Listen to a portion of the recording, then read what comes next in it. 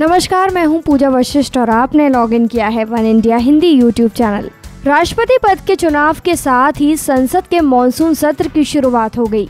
एक बार फिर गौरक्षा के नाम पर हिंसा, कश्मीर, भारत चीन बॉर्डर, जीएसटी के मसलों पर विपक्ष सरकार को घेरने की कोशिश करेगी, जबकि सरकार के सामने इस सत्र में Indian institute of information technology amendment bill, immovable property amendment bill, public private partnership bill, motor vehicle amendment bill जैसे कई बिल पास कराने की चुनौती होगी।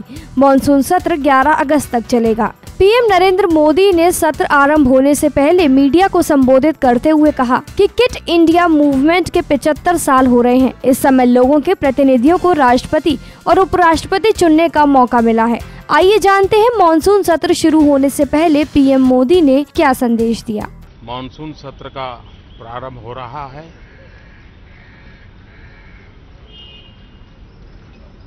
गर्मी के बाद पहली वर्षा एक नई सुगंध मिट्टी में भर देती है। वैसे ये मॉनसून सत्र जीएसटी की सफल वर्षा के कारण पूरा सत्र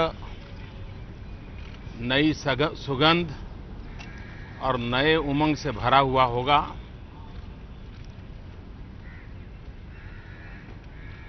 जब देश के सभी राजनीतिक दल, सभी सरकारें सिर्फ और सिर्फ राष्ट्रहित के तराजू पर तोल करके निर्णय करती हैं, तो कितना महत्वपूर्ण राष्ट्रहित का काम होता है वो जीएसटी में सफल और सिद्ध हो चुका है।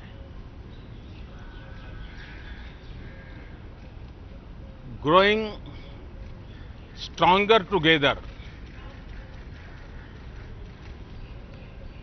ये जीएसटी स्पिरिट का दूसरा नाम। उन्होंने कहा कि मॉनसून सत्र के आरंभ से पहले जीएसटी लागू हुआ है, इससे नई उमंग है।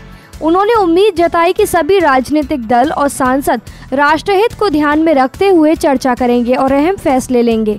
उन्होंने कहा कि देशवासियों की नजर मॉनसून सत्र पर है। आपको बता दें कि मॉनसून सत्र को लेकर जहां विपक्ष ने सरकार को घेरने की पूरी तैयारी कर ली है, वहीं सत्ता पक्ष भी कमर कस चुकी है। प्रधानमंत्री नरेंद्र मोदी ने सर्वदलीय बैठक में जहां गौरक्षा, भ्रष्टाचार को उठाया, वहीं कांग्रेस ने कहा कि कश्मीर पर बातचीत का दरवाजा खोलना चाहिए। फिलहाल इस खबर में इतना ही। देश, दुनिया और राजनीति से जुड़ी अन्य खबरों के लिए लॉगिन कीजिए one India Hindi YouTube channel.